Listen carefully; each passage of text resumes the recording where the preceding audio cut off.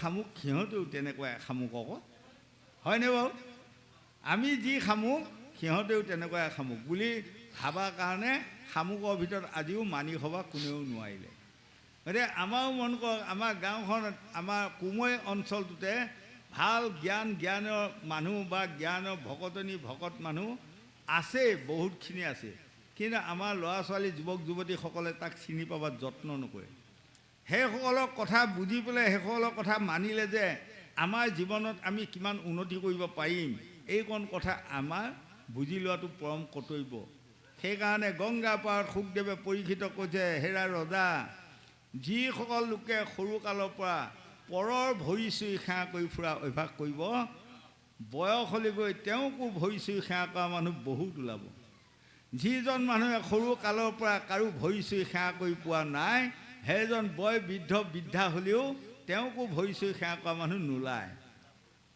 1 2 3 নম্বৰত যিজন মানুহে সৰু কালৰ পৰা শিষ্য হ'বা শিকা নাই সেইজন মানুহে জীৱনত কোনোদিনে গুৰু হ'বা নোৱাৰে যিজন মানুহে সৰু কালৰ পৰা শিষ্য হ'বা শিকিলে এদিন সেইজন মানুহে গুৰু হ'বও পাৰিব হয়নে গতিকে এইকণ কথা আমাৰ ল'ৰা ছোৱালী যুৱক যুৱতী প্ৰজন্মসকল অকণমান কাণ দি এইবোৰ কথা যদি আপোনাসকলে মানি যায় আপোনালোকৰ গৃহখন অতি পবিত্ৰ ধুনীয়া পবিত্ৰ বৈকুণ্ঠ হ'ব এই লোকসকল বৈকুণ্ঠ ক'ৰবাত এখন বৈকুণ্ঠ আছে তাক আমি ভাবিবলগীয়া নাই আমাৰ গৃহখনৰ বৈকুণ্ঠখন বনাওক এজনী বোৱাৰীয়ে জানি লওক এই যে পৰম প্ৰভু ভগৱন্ত বিষ্ণু ঘৈণীয়েকৰ নাম কি লক্ষী ময়ো এখন ঘৰৰ বোৱাৰী ময়ো লক্ষী ভাবি লওক তেনেহ'লে এখন ঘৰ এদিন বৈকুণ্ঠ বনাব পাৰিব গোবিন্দ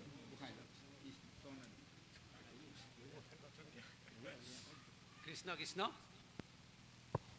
জয় গুৰু শংকৰ হেল্ল' সৰ্বগুণাকৰ থাকা যাকেৰি নাহিকে উপাম তোমাৰি শৰণকো ৰেণু শতকোটি বাৰেক কৰোঁ প্ৰণাম কৃষ্ণ কৃষ্ণ জয় কৃষ্ণ দ্বাৰকা নগৰৰ বৰ্ণনা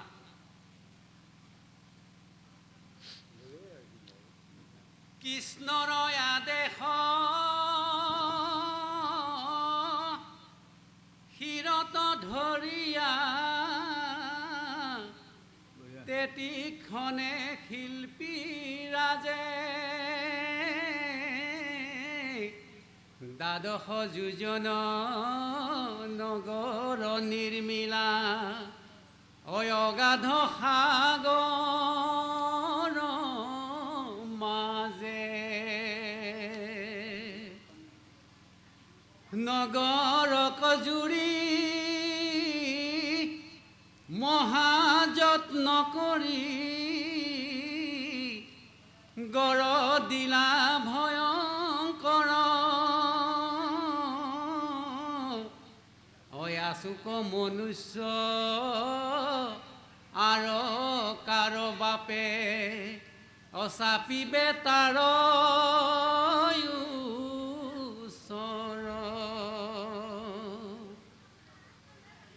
চাৰি খান দ্বীপ দিলা সিংহদাৰ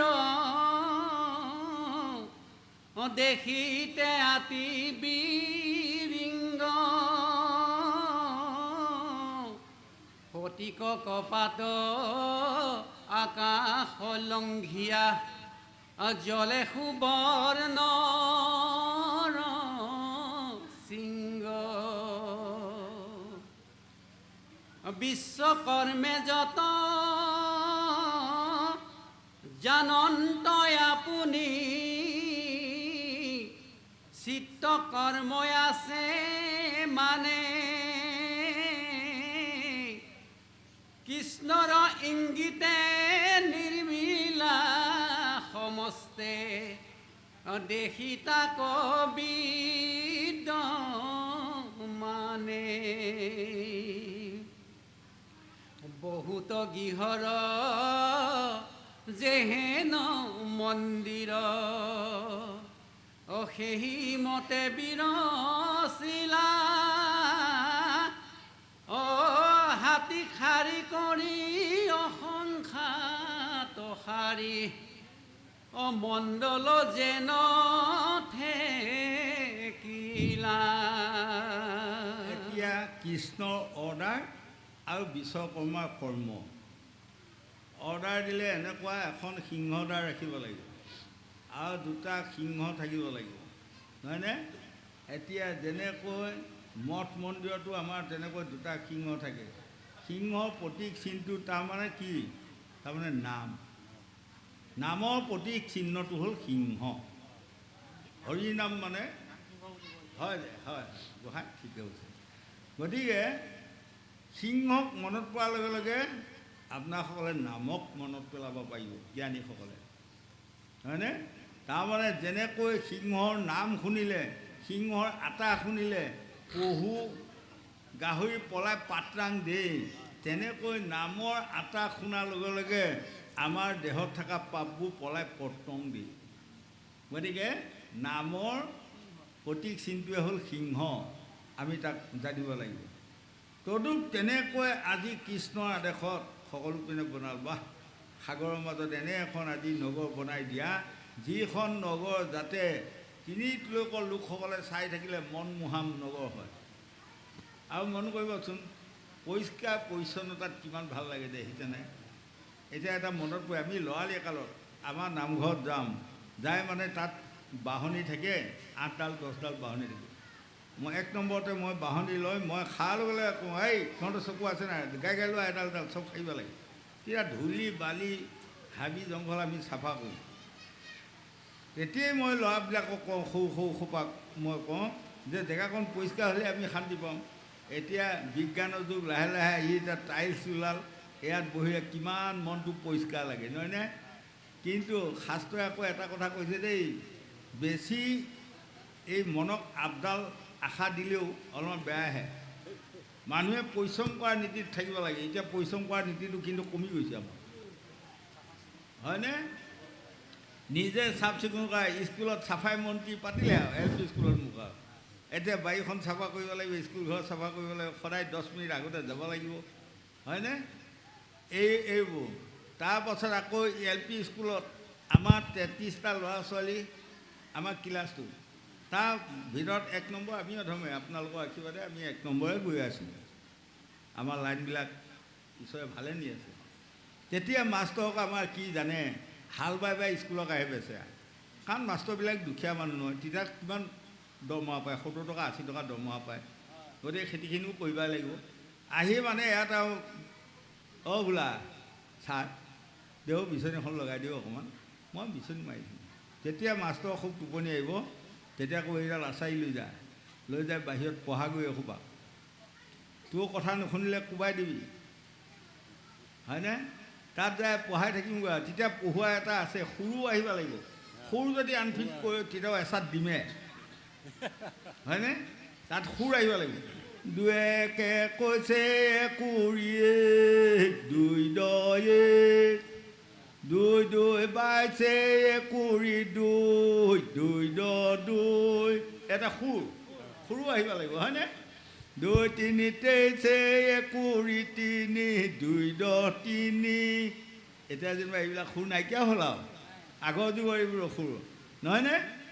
এয়াই হ'ল আমি LP স্কুলৰ পৰা আপোনালোকৰ এতিয়াও আমাৰ ল'ৰা ছোৱালীসকলৰ মাকসকলক, অভিভাৱকসকলক মই কৈছোঁ, মাষ্টৰে যেতিয়া কোনোবা এটা ল'ৰা ছোৱালীক দুচাত দিব, গালি দিব, কাজিয়া নকৰিবা।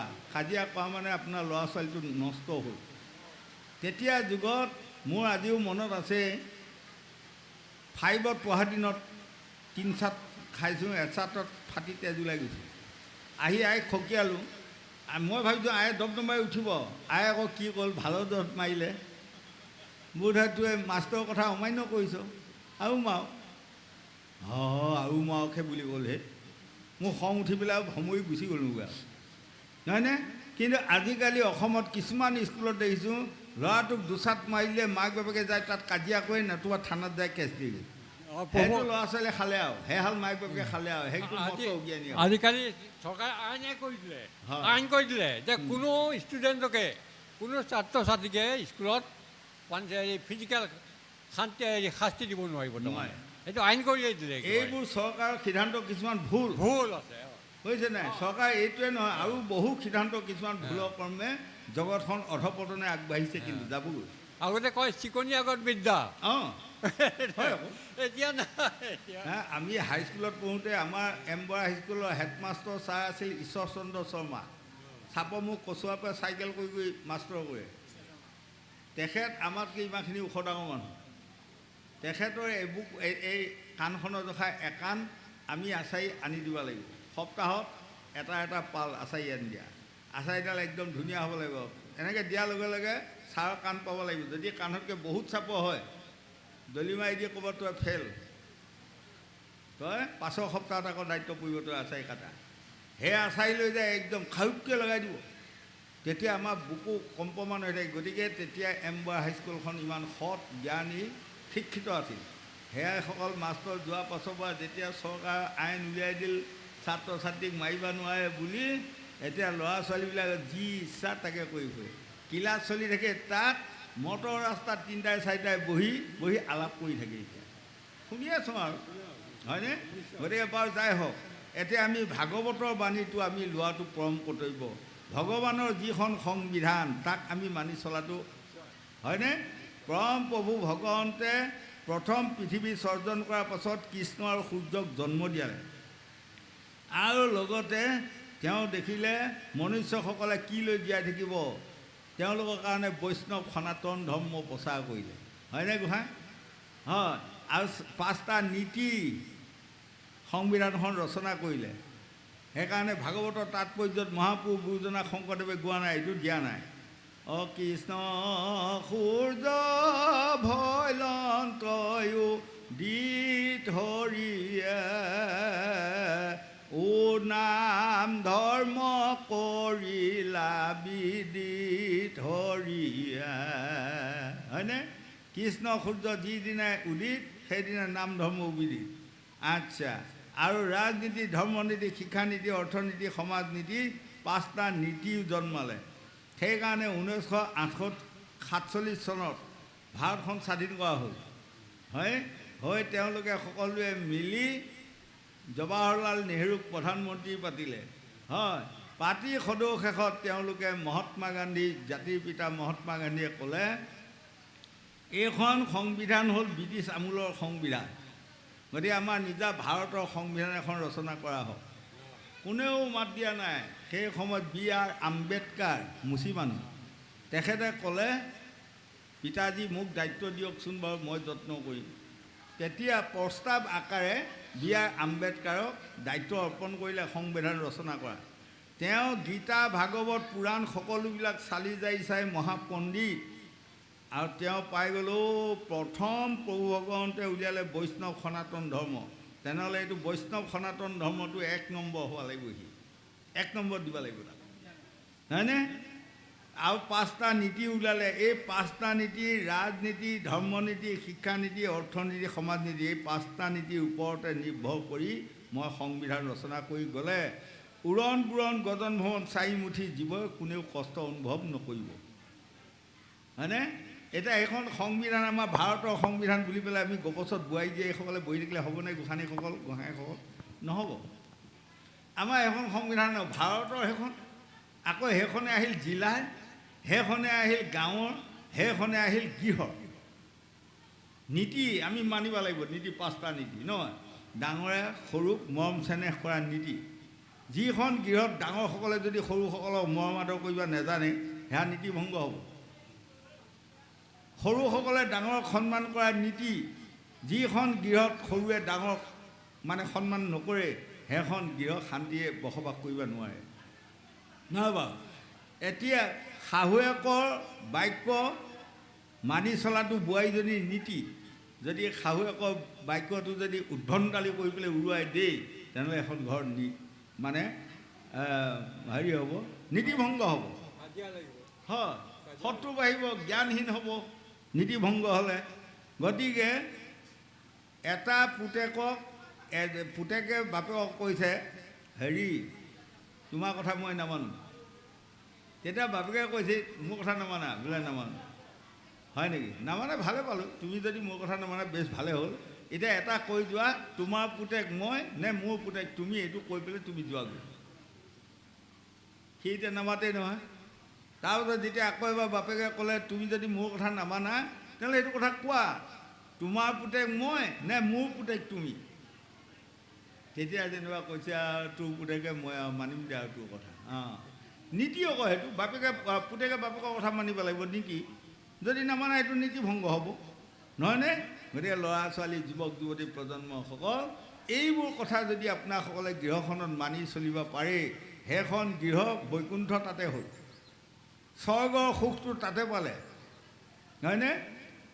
আমি চিতল মাছ, আমুক বিলত বোলে ডগৰি চিতল মাছ ওলায়, কেতিয়া ওলাই ন? এইখন বেচামাৰি বিলখনতে চিতল মাছৰ ভাণ্ডাৰ, কৰদৈ বিল চিতল মাছৰ ভাণ্ডাৰ, এখন মাৰিলে আমি যাব মন যায়। আমাৰ আটায়ে কয় কি, এইয়া ধন টকা পইচা ঘৰত বনাই লোৱা, তোমাৰ ভঁৰালৰ চেপে চেপে চিতল মাছ সোমাই ফুৰিব আহি, হয়। তাৰপিছত মই এদিন আটাইক সুধিলোঁ আৰু, তোৰ যে এইটো কথা ক, কি কাৰণতো? কৈছে তোমাৰ যেতিয়া ধান টকা পইচা বহুত দেখিব, মেৰটো ভৰি পেলাই ধান থাকিব, বাটৰে চিতল মাছ লৈ যোৱা মানুহটোৱে তোমাৰ ঘৰত আহি সোমাব, মাছ ৰাখা যদি ৰাখা, জানিব এঘৰ মানুহে ধান দিব পাৰিব, টকা দিব পাৰিব। গতিকে ধন টকা পইচা ভাণ্ডাৰটো বেছি বনোৱা, চিতল মাছ ঘৰে ঘৰে ঘূৰি ফুৰিব আহি। এটা হয় তাৰ প্ৰমাণ তেতিয়া যুগত নাই, এতিয়া প্ৰমাণ পাইছোঁ নাই? ৰাতিপুৱা হোৱাৰ লগে লগে পদূলিত ডাক দিলে, মাছ মাছ মাছ মাছ, ডাক দিলে, যাওক মৰিগাঁও টাউনত, নহয় বাৰু? আৰু কোনোবাই আহিছে আপোনাৰ পটল শাক চব্জি, পদূলিয়ে পদূলিয়ে মাত দিলে। আজিকালি টকা পইচা কেইটামান ঘৰত ৰাখিব, ক'তো একো বিচাৰি যাব নালাগে, সকলোৱে পাব, হয়নে? মানে গতিকে ধন টকা পইচা সৎভাৱে উপাৰ্জন কৰিবা শিকক। অসৎভাৱে কাৰোৰ পৰা ঠগ প্ৰবঞ্চনা কৰি লুচাপাতি কৰি ধন নঘটিব। সৎভাৱে কৰ্ম কৰি ধন ঘটাটো আমাৰ পৰম কৰ্ম, কৰ্তব্য, আমি তাক কৰিব লাগিব। গোবিন্দ যাওক। হে ৰাম ৰাজপন্থ যত ৰচিলাই আগত, পাছে পাছে উপপথ, অংগিনা চোতাল জলে দুয়ো হাতে, দেখি পুৰে মনোৰথ,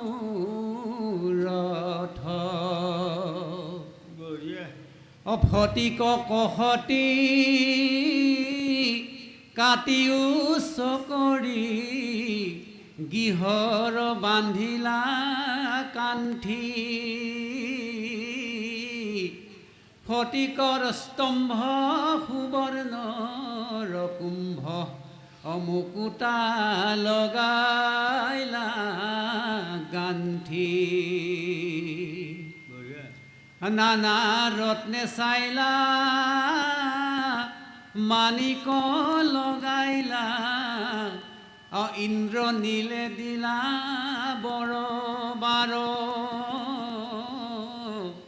সুবৰ্ণৰ ঘট দিলা শাৰী শাৰী, জলে আতি চমৎকাৰ,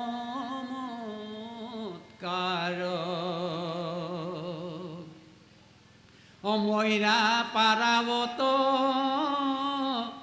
নৃত্য কৰে তাত, গৃহৰ ওপৰে পৰি, ৰজতৰ সিংহ দিলা দুই শাৰী, সাজি আতি ৰম কৰি,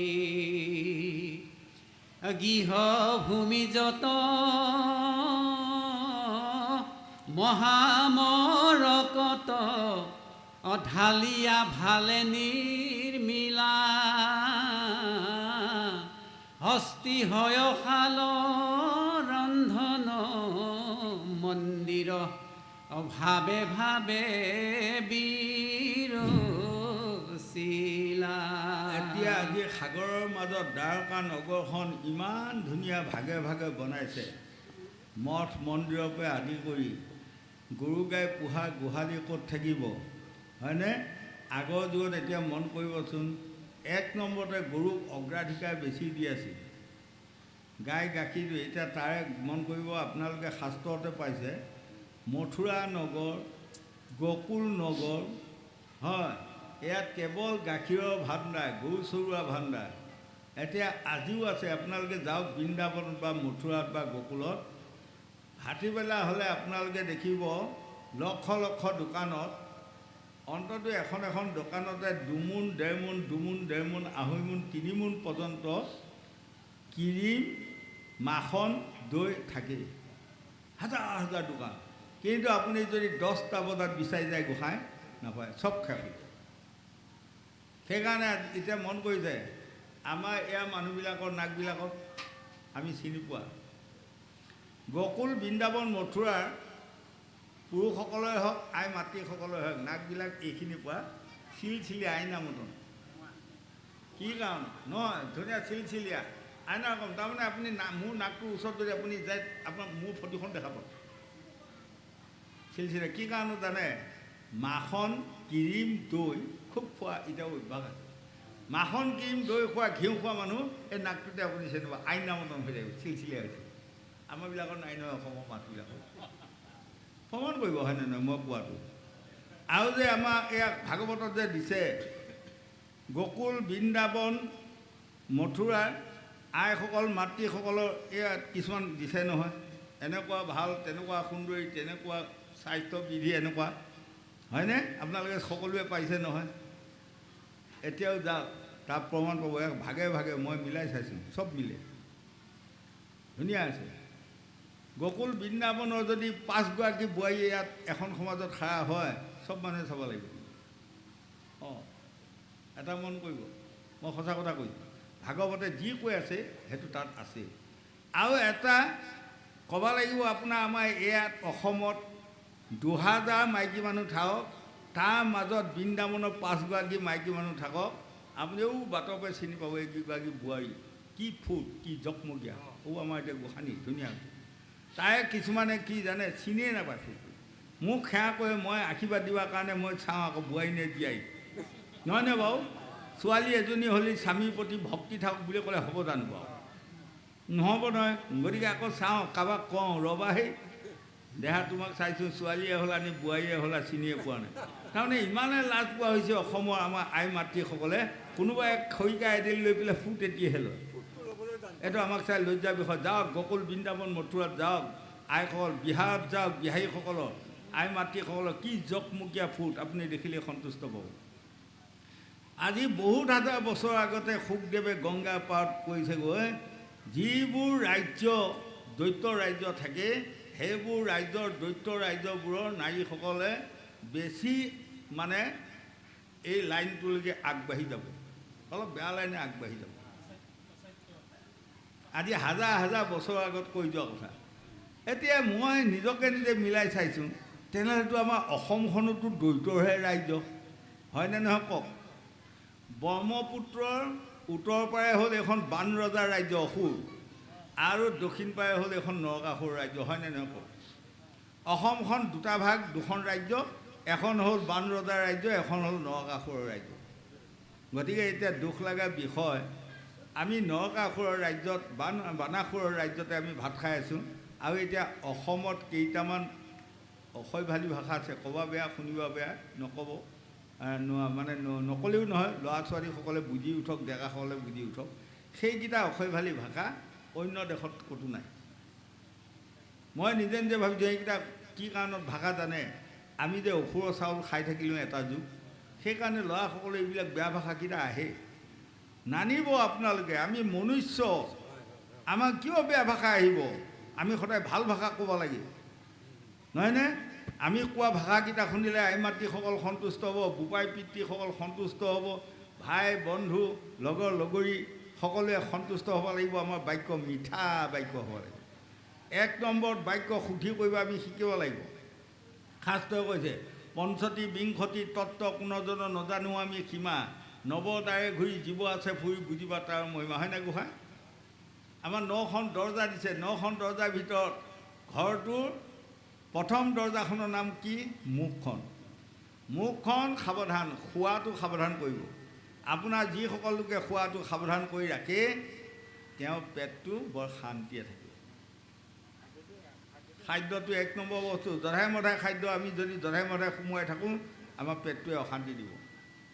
আকৌ কোৱা সেইকাৰণে গংগা পাৰত শুকদেৱে পৰীক্ষিতে শুকদেৱক কৃষ্ণ শুকদেৱে পৰীক্ষিত কৈছিলে ৰজা এটা বস্তু দিয়া হ'ল বেয়া হ'ল ঘূৰাই দিয়া এটা বস্তু এৰি দিয়াৰ লগে লগে তাক ঘূৰাব নোৱাৰে। তাৰ নাম কি?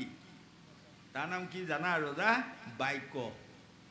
বাক্য এৰি দিয়াৰ লগে লগে তাক আৰু ঘূৰাই আনিব নোৱাৰে আৰু, নহয়নে বাৰু? মই এখন কাপোৰ আপোনাক দিছোঁ, এই কাপোৰখন বেয়া দিয়ক ঘূৰাই দিয়ক। কিন্তু বাক্যটো যিটো দিয়া হ'ল সি গ'ল। বাক্যই ব্ৰহ্ম। এইকুৰা বন্তি দেখিছে, অকণমান বন্তি, ইয়াকে লগাই দিয়ক গোটেই পৃথিৱীখন নাশ কৰি দিবই। বাহ, কম ব্ৰহ্ম আছেনে তাত? আকৌ জীৱ ব্ৰহ্ম। আপুনি বাপেকৰ পৰা জন্ম লৈছে, ময়ো বাপেকৰ পৰা, সিও বাপেকৰ পৰা, চবেই বাপেকৰ পৰা জন্ম লৈ আছোঁ মাতৃগৰ্ভত। সেইটো ব্ৰহ্ম নহয়? ব্ৰহ্ম হয়নে? বায়ু ব্ৰহ্ম। বায়ুৱে যে ইচ্ছা কৰে 10 মিনিটত চব ভাগি ছিগি চুমা কৰি দিব পাৰে, ইমান শক্তি আছে, হয়নে?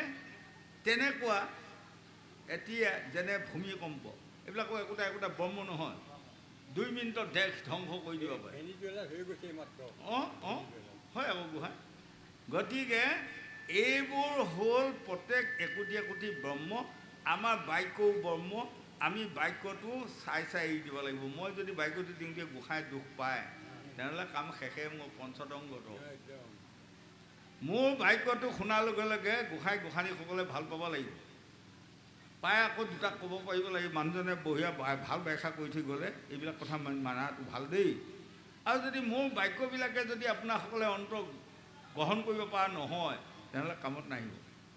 গতিকে আমি য'তে ত'তে নিদিবা কথা, য'তে ত'তে নিদিবা মাথা। বাক্য যধাই মধাই নিদিবা। বাক্য দিয়াৰ পাছত তাক এৰিবও নোৱাৰিবা, নহয়নে? বাক্য এৰিলে পাপ আহিব। আৰু য'তে ত'তে নিদিবা মাথা। আপুনি এদিন এজন মানুহক সেৱা কৰি চাব, সেৱা কৰি চাওঁতে তেওঁ যদি আশীৰ্বাদ এটা দিলে আৰু এদিন সেৱা কৰিব। তেওঁ যদি আশীৰ্বাদ দিবই নোৱাৰিলে, নেজানিলে, সেইজন মানুহক কোনোদিনে সেৱা নকৰিব। আপুনি বেয়াহে হ'ব, আপোনাৰ লক্ষণ পাতি বেয়া হ'ব, হয়নে? এসময়ত মই ভুৰ বান্ধা পাঠেক এজনো লৈ ফুৰিছোঁ, এতিয়াও খবৰ দিলে আহিবই বাৰু, টংকেশ্বৰ ডেকা বুলি কয়, বঢ়িয়া পাঠেক। বহুত দিনৰ আগত, আজি 16 বছৰ 18 বছৰ আগত, মানে হেৰি তুলসী বৰি নামঘৰত লৈ গৈছিলোঁ লাহৰীঘাট। তাৰপিছত সদৌ শেষত মই এনেকৈ গৈছোঁ, তেখেত এনেকৈ বহিছে। তাত আকৌ নিয়ম এটা আছে, সকলো ছোৱালী বোৱাৰী বোপাইসকল ল'ৰাসকল বন্ধুসকল একাদিক্ৰমে আমাৰ দুজনক মানে সেৱা কৰিব আৰু লাষ্টত বিদায় দিয়ে। চবেই সেৱা কৰিছে, মই আশীৰ্বাদ এটা দিওঁ আৰু তাক যাই পেলাই সেৱা কৰালে সি আমাক ক'ব হ'ব দে। আকৌ ইটোৱে মোক সেৱা কৰালে মই আশীৰ্বাদ দিওঁ, তেওঁক সেৱা কৰালে ক'ব হ'ব দে। সেনেকৈ শেষ হ'ল।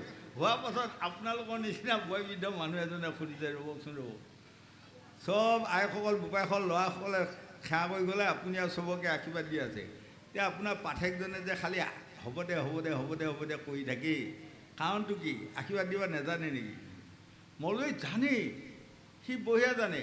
কাৰণ কি জানে? সি কেনেকৈ আছে, মই আশীৰ্বাদ দিয়াটো যে হ'ব দে বুলি কয়, তাৰমানে এয়া চব হ'ব, সেইটোহে কৰি আছে সি।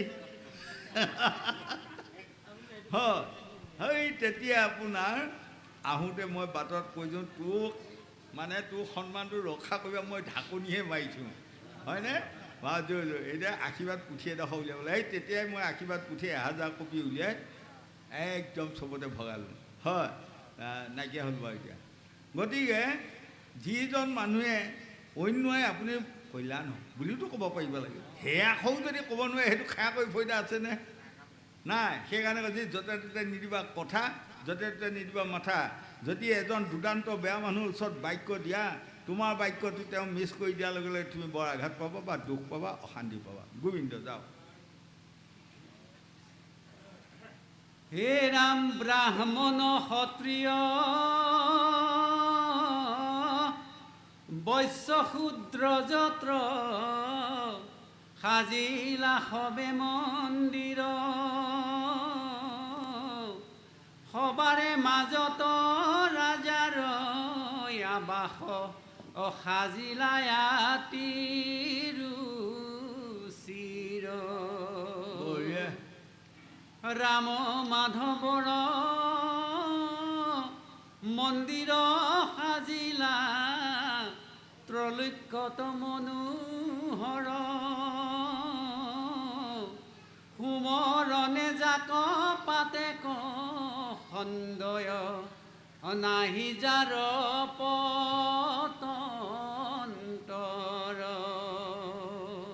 বঢ়িয়া সুৰ তৰুগণ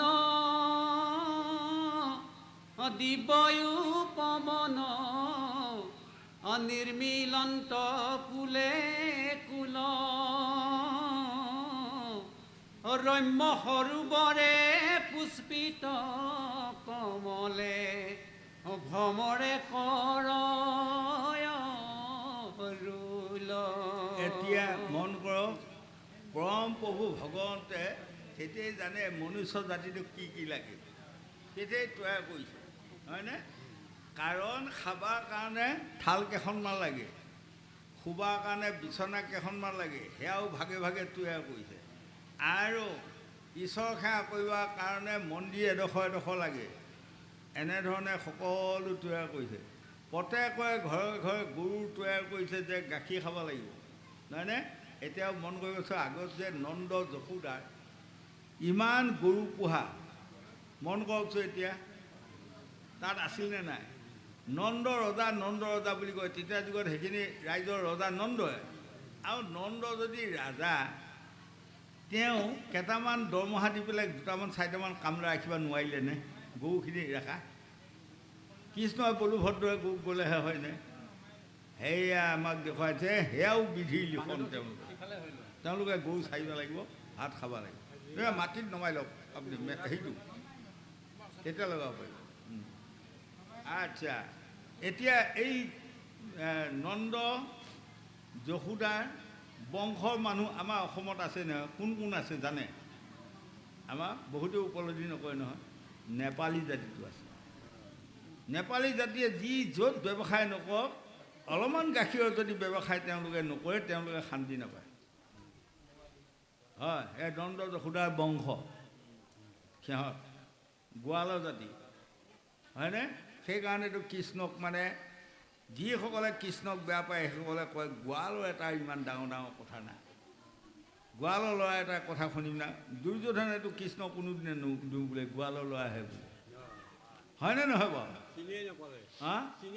চিনি নাপালে। আৰু চিনি পালে কৰ্ণই, গতিকে কৰ্ণই বাসুদেৱ বুলি কৈছে হয়নে?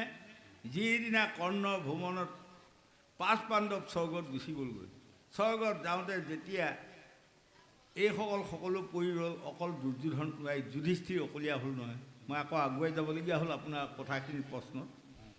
তেতিয়া সকলো পৰি যোৱাৰ পাছত 6 পিনে 6টা আলি পাইছে, এতিয়া কোনটোৱে যাব? লাহেকৈ চকু মোহাৰি মোহাৰি কান্দি আছে, হাঁহে কোনো নাই, কাক সুধিম এতিয়া? পশু এটাও নাই। এই তেতিয়া চকু মেলি দিয়াৰ লগে লগে দেখে আগৰ পিনে এটা বৰ ধুনীয়া সুন্দৰ কুকুৰে 3 পাক ঘূৰি গৈ আছে। তেতিয়া ৰাজা যদি অকণমান ইমুখীয়াকৈ দিয়কচোন, আৰু দিয়ক অগ্নিমুখীয়া, হ'ল নে বেছি কৰি? বেছ এইটো অগ্নিমুখীয়া হ'ল।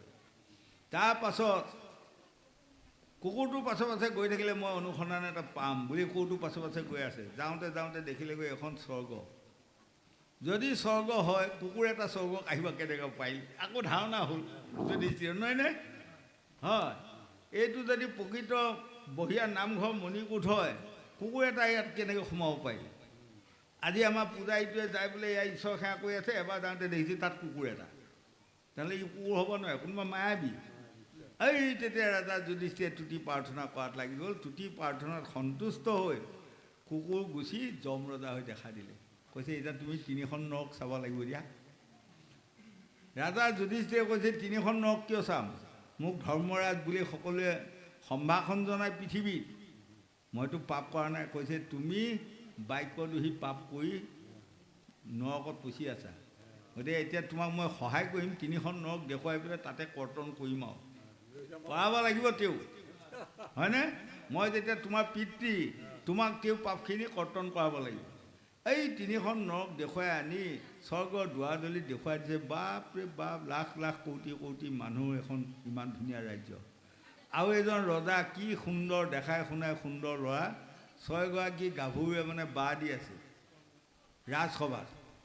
তেতিয়া ৰাজা যুধিষ্ঠিৰে যমক সুধিছে, সেই পিতৃ, এইখন কি ৰাজ্য, ইমান সুন্দৰ ৰাজ্য, আৰু ৰজাজন কোন, ইমান ধুনীয়া ৰজা? কৈছে তুমি চিনি পোৱা নাই, এইখনে হ'ল 1 নম্বৰ স্বৰ্গ ৰাজ্য। ইমান সুন্দৰ ৰাজ্য, এইখন ৰাজ্যৰ ৰজাজনৰ নামে হ'ল কৰ্ণ। তোমালোকে যাক মাৰি পঠিয়াইছিলা বেয়া বুলি, সৰুজনে ইয়াত ৰজা হৈ আছে। কৰ্ণ কেনেকৈ ৰজা হ'ল মোক কওক। আজি যম ৰজাই কৈছে তোমাক কম। এইখিনি কথাকে আজি যম ৰজাই ৰজা যুধিষ্ঠিৰক ভাঙি ক'ব। আৰু এইকণ কথাই কুৰুক্ষেত্ৰ মহাৰণৰ সন্ধিয়া সময়ত, কাল সন্ধিয়া সময়ত কৰ্ণৰ শিবিৰত কৃষ্ণই ক'ব। আৰু এইকণ কথাকে গংগা পাৰত শুকদেৱে পৰীক্ষিতক কৈ আছে, নহয়নে? যেতিয়া মানে কৰ্ণ সেনাপতি হৈ যুদ্ধ কৰি আছে, কাল সন্ধিয়া সময়ত কৃষ্ণ সোমালেগৈ। যাই কৈছে কৰ্ণই কৈছে, নমস্কাৰ বাসুদেৱ, তোমাৰ পিতৃ মাতৃ কোন জানিলা আজিলৈ? তেতিয়া লগে লগে কৰ্ণই ক'লে, পিতৃ মাতৃৰ কথা কৈ তুমি মোৰ মনত আৰু বেছি বেজাৰ নিদিবা বাসুদেৱ। আজিলৈ মোৰ পিতৃ মাতৃ কোন মই চিনি পোৱা নহ'ল, সেইকাৰণে মোক সকলোৱে সুতপুত্ৰ বুলি কয়, হয়নে? আৰু এয়াই মোৰ ঘৃণনীয় বাক্য, শুনিবলগীয়া হ'ল। মই ৰজা হৈ আছোঁ যদি মাজে মাজে মোৰ ছালত বিন্ধি উঠে এইটো কথাই, সুতপুত্ৰ। এইটো ঘৃণনীয় বাক্য মোৰ গৃহত সোমাই আছে, মোৰ দেহত। গতিকে তোমাৰ পিতৃ মাতৃৰ কথা আজি মই ক'ম। তুমি কেনেকৈ ক'বা? তুমিতো মোতকৈ সৰু। কৃষ্ণক কৈছে, মই তোমাতকৈ বয়সত ডাঙৰ। ময়ে যদি মোৰ পিতৃ মাতৃক চিনি নাপালোঁ, মই নাজানিলোঁ, তুমি কেনেকৈ ক'বা? এই তেতিয়া কৃষ্ণই কৈছিলে, যদা যদা হি ধৰ্মেচ্ছ গ্লানি ভৱতি ভাৰত, অভূত স্থানয় ধৰ্মেচ্ছ তদাত্মানং সিজ্জাম্যহম, পৰিত্ৰাণায় সাধুনাং বিনাশায় স দুষ্কৃতাম, ধৰ্ম সংস্থাপনায় সম্ভৱামি যুগে যুগে। হে কৰ্ণ, 14 মানে অৱতাৰ মোৰে, আৰু জন্মে জন্মে অৱতাৰ লৈ আছোঁ, লৈ থাকিম। দুষ্টক দমন, শান্তক পালন কৰি মই ধৰ্মটো ৰক্ষা কৰিম। গতিকে তোমাৰ পিতৃ আছিল সূৰ্য দেৱতা, তোমাৰ মাতৃ আছিল কুন্তী দেৱী। সূৰ্য দেৱতা মোৰ পিতৃ, তেনেহ'লে মই দেৱৰ সন্তান। বোলে দেৱৰ সন্তান, এই কথাকণ যদি আৰু আগে মোক কোনোবাই ক'লে হয়, কিমান মই শান্তি পালোঁ হয়, মই এটা দেৱৰ সন্তান। কিন্তু মই আজি কোনেও মোক মানে চিনি নাপালে।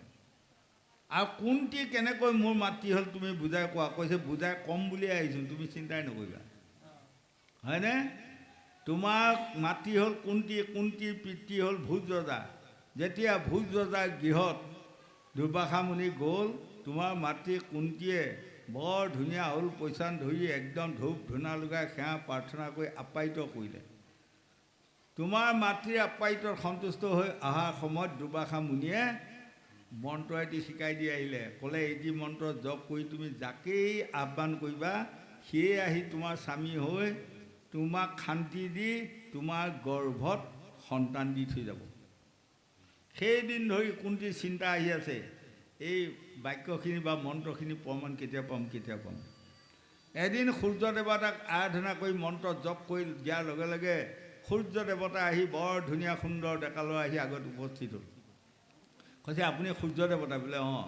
মই দুৰ্বাসা মুনিৰ এই মন্ত্ৰটো জপ কৰি এটা প্ৰমাণ কৰিলোঁ, এতিয়া আপুনি যাওকগৈ। তেতিয়া সূৰ্য দেৱতাই কৈছে, মই যদি এইভাগে গুচি যাওঁ দেৱী, তেনেহ'লে মই আজিয়ে দুৰ্বাসা মুনিৰ অভিশাপত ভস্ম হৈ যাব লাগিব। মই তোমাক প্ৰেম লীলা কৰি তোমাৰ গৰ্ভত সন্তান দি থৈ যাব লাগিব।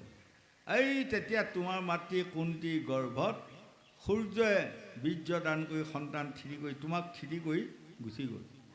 10 মাহ 10 দিনৰ পাছত যেতিয়া তুমি জন্ম হ'লা, কুন্তীয়ে তোমাক চাই অবাক লাগিছিল, বা আঙুলি পাপবিলাক কি গঠন, চকু গা গঠন, মুখৰ গঠন, নাকৰ গঠন, কাণৰ গঠন, ভৰি হাতৰ গঠন চাই আনন্দত সীমা নাই। বুকত সাৱটি লৈ কৈছে, বা বা বা বা, মই কম ভাগ্যৱতী নহয়, ইমান সুন্দৰ ল'ৰা এটি পাইছোঁ, এই মাত্ৰ জন্ম হোৱাৰ লগে লগে ইমান সুন্দৰ।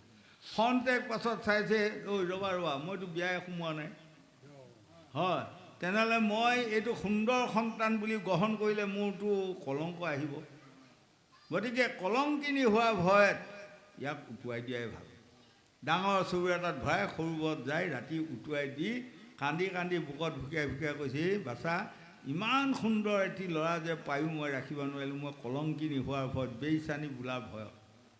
গতিকে তোমাক কোনোবাই যাতে তুলি তালি ডাঙৰ দীঘল কৰক, মই ঈশ্বৰৰ ওচৰত আহ্বান কৰিছোঁ। ৰাতিপুৱা হোৱাৰ লগে লগে ধুবা ধুবুনীয়ে কাপোৰ ধুবা গৈ ধুবুনীয়ে কৈছে, এইটো চৰুত কি উটি আহিছে চাই আহোঁগৈ। ধুবাটোৱে কৈছে, যিয়ে উটি নাহক, আমাক কাপোৰ ধোৱা আহিছে, কাপোৰ ধোৱা, বহুত কাপোৰ ধুব লাগিব আমি, নহয় বাৰু? কৈছে, নাই নাই ভয় চাই আহোঁ। কৈছে, এইকাৰণে তিৰোতাসকলক লগত লৈ ফুৰিব নাপায়। নাৰী জাতিটোৱে যি দেখে তাকেই বাঞ্ছা কৰি চাবৰ কাৰণে, হয়নে? আজিও আমাৰ নাৰীসকলৰ সেইটো মন আছেই, সদায় চকুৱে দেখাটো চাব মন যায়। অঁ, তেতিয়া ধুবুনীয়ে একদম পানীত পৰি গৈ চৰুটোত কেঁচুৱাটো দেখি, মাত্ৰ জন্ম হোৱা কেঁচুৱাটো দেখি চিঞৰি চিঞৰি কৈছে, তোমাৰ কথাত যদি আজি নাহিলোঁ হয়, আজি হাততে হেৰুৱালোঁ, হয়নে? কিমান ধুনীয়া কেঁচুৱা এটা ইয়াত জন্ম হৈছে, ল'ৰা কেঁচুৱা, কোনোবাই উটুৱাই দি পঠিয়াইছে। আমি ইমান দিন মানে সাধন কৰিও এটি সতি সন্তান নাপালোঁ, বজাবাজি বুলি সকলোৱে নিন্দা কৰে, এইটো আমাকে পঠিয়াই দিছে। বোলা বোলা লোৱা, দুয়োটাই ধুৱাই পখলাই চোৱা চিন্তা কৰি নাম থলে কৰ্ণ, হয়। গতিকে এতিয়া তুমি কান্দি আছা কিয়? কৰ্ণই শুনি শুনি কান্দি আছে। এতিয়া মই ক'লৈ আহিলোঁ সোধা। কৈছে, তুমি ক'লৈ আহিলা? কৈছে, তোমাক মই লৈ যাব আহিছোঁ, আজিৰ পৰা তুমি আৰু যুদ্ধ বিগ্ৰহ কৰিব নালাগে, 5 পাণ্ডৱৰ মাজত এতিয়া যাই তোমাক ৰজা পাতি দিম, যুধিষ্ঠিৰ, ভীম, অৰ্জুন, নকুল, সহদেৱ সকলোৱে তোমাৰ ভৰি মালিচ কৰি থাকিব আজিৰ পৰা। তেতিয়া কৰ্ণই ক'লে, মই ৰজা হৈ তাত থাকিম সঁচা, মোৰ যে বাক্যটো নষ্ট হ'ব। বাক্য নষ্ট কৰাৰ সমান ডাঙৰ পাপ পৃথিৱীত একোৱেই নাই। গতিকে পৰজন্মত গৈ মই যদি নৰকত পৰি থাকোঁ, সেইবেলা তুমি ভগৱান হ'লেও মোক ৰক্ষা কৰিব নোৱাৰা। গতিকে কৃষ্ণ, তুমি যি বাটে আহিছা সেই বাটে গুচিহে যোৱা। বাক্য নষ্ট কৰা পাপত মোক নেপেলাবা। তুমি লৈ গৈ মোক যিমান শালত পেলাই আনি আছা, এইবাৰ তুমি তাৰমানে মোক নৰকত পেলাব যত্ন কৰিছা, মই জানিলোঁ। হয়, তুমিতো মোৰ সপক্ষে কোনোদিনে কথা নোকোৱা, অৰ্জুনৰ সপক্ষে তুমি কথা কোৱা, সদায় মোৰ বিপক্ষে কথা কোৱা। এতিয়া তুমি ইমানবাৰ লৈ আহি মোক য'ত পেলালা, আকৌ এইবাৰ তুমি মোক লৈ যাই মানে একেবাৰে নৰকত থৈ দিয়াটো যত্ন কৰি পেলাই মোৰ ঠাইত আহিছা। কিন্তু ৰাজা দুৰ্যোধনে মোক সন্মান ৰক্ষা কৰি অংগৰ দেশৰ ৰজা পাতিলে, আৰু সেই সময়ত মই ৰাজা দুৰ্যোধনক খাবত মাৰি আলিংগন দি কৈছিলোঁ, সেই ৰাজা দুৰ্যোধন, তোমাৰ লগত মোৰ সখী হ'ল আজিৰ পৰা, এদিন মই প্ৰাণ দি হ'লেও তোমাক ৰক্ষা কৰিম। গতিকে কালিলৈ যদি মই যুদ্ধত মোক নাপায়, মই এতিয়া সেনাপতি হৈ যুদ্ধ কৰি আছোঁ, দুৰ্যোধন কান্দি কান্দি পাগল হৈ যাব কালিলৈ মোক নাপালে। আৰু মই সেই বাক্য নষ্ট কৰাৰ ফলত যাই পেলাই 7 জন্ম 9 কোটি জন্ম নৰক কুণ্ডত মই পচি থাকিব লাগিব। সেইবেলা তুমি ভগৱান হৈ হাঁহিয়ে থাকিবা। তুমি অতি সোনকালে যোৱা ইয়াৰ পৰা। কৈছে, তুমি 5 পাণ্ডৱক মাৰিব পাৰিবা? মাৰিব নোৱাৰোঁ, নাই, মই নিজে মৰিব পাৰিম নে নোৱাৰিম সেইটো কোৱা। নিজে মৰিব পাৰিলেও মোৰ কামত আহিব, তেওঁ মই বাক্য নষ্ট কৰা পাপত পৰি নৰকত নাযাম, চোৱা, হয়নে? এতিয়া যম ৰজাই ৰাজা যুধিষ্ঠিৰক কৈছে, চোৱা, সি বাক্য ৰক্ষা কৰাৰ কাৰণে 5 দিনীয়া যুদ্ধ কৰি কৰ্ণৰ হাতত মৃত্যু হ'ল, আজি আহি 1 নম্বৰ স্বৰ্গত ধুনীয়া ৰজা হৈ আছে। তুমি কি কৰিলা? যেতিয়া কুৰুক্ষেত্ৰ ৰণৰ মাজত অস্বস্থমা মৃত্যু হ'ল বুলি জয়ধ্বনি 3টামান উঠিল, অস্বস্থমা পিতৃ দ্ৰোণাচাৰ্যই একদম দৌৰি ভ্ৰমণ কৰি ফুৰিছে, মোৰ পুত্ৰই এতিয়াহে কোনে মাৰিলে, ক'ত মৰিলে, মই শৰটোকে পালিও এবাৰ চাম। তেওঁ বিচাৰি নাপায়, সদৌ শেষত থিৰাং কৰিলে এজনেই মানুহ সত্যবাদী আছে 18 সৈনিক সেনাৰ মাজত, সেইজনৰ নাম যুধিষ্ঠিৰ। তেওঁ সুধিলে মই সত্য উত্তৰটো পাম। এই বুলি দৌৰি আহি তোমাক ক'লে, ৰাজা যুধিষ্ঠিৰ, মোৰ পুত্ৰ অস্বস্থমা মৃত্যু হোৱা সত্য হয়নে, বা কোনে মাৰিলে, ক'ত মৰিলে? তেতিয়া তুমি পোনে পোনে ক'ব লাগিছিল, তোমাৰ পুত্ৰ অস্বস্থমা মৃত্যু হোৱা নাই, অস্বস্থমা নামৰ হাতী এটাহে মৃত্যু হৈছে। কিন্তু তাকে নকৈ তুমি কি ক'লা, অস্বস্থমা হত কিন্তু ইতি গজ, এয়া বাক্য ক'লা। এই বাক্যৰ ফলত তুমি 3খন নৰক চালা, আৰু তুমি 1 নম্বৰ 2 নম্বৰ স্বৰ্গ হেৰুৱালা, 3 নম্বৰ স্বৰ্গত তুমি থান পাবা, হয়নে? এইকণ কথা আজি কুৰুক্ষেত্ৰৰ ৰণৰ ভিতৰত কাল সন্ধিয়া সময়ত আজি কৃষ্ণই কৰ্ণক বুজালে আৰু ৰাজা যুধিষ্ঠিৰক যমৰাজে আজি স্বৰ্গত বুজালে আৰু এইকণ কথাকে আজি গংগা পাৰত শুকদেৱে পৰীক্ষিতক বুজোৱা কথা। গতিকে আমাক ক'লে আমি কোনোদিনে বাক্য নষ্ট কৰিব নাপায়, বাক্যই ব্ৰহ্ম। গতিকে আমি বাক্যটো সদায় ৰাইট ৰাখিব লাগিব। মই জবান দিছোঁ আমুকত যাম, যাবাই লাগিব, নহয়নে বাৰু? কিবা অসুবিধাত যদি দেহৰ অসুবিধাত হয় সেইটো আকৌ দায় নলয় ৰাইজে। দেহটো কাৰণ আমাৰ কাৰোৱেই নহয়, দেহটো সদায় পৰৰ অধিকাৰ, ভগৱানৰ অধিকাৰত আমি আছোঁ। গতিকে ভগৱানক সাক্ষী কৰি আমি কৰ্ম কৰি যোৱাটো বৰ ভাল বুলি ভাগৱতে আমাক সিদ্ধান্ত দি আছে। গোবিন্দ।